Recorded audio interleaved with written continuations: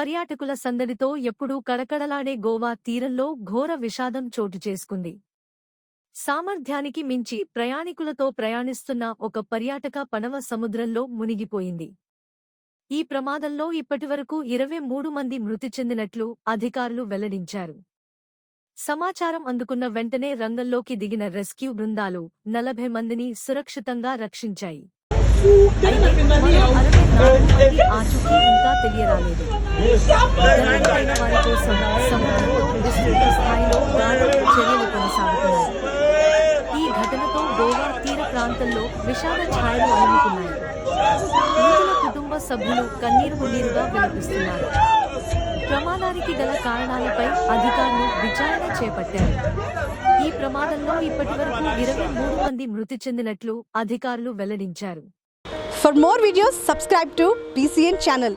గంట మర్చిపోకండి, కొట్టేసేయండి.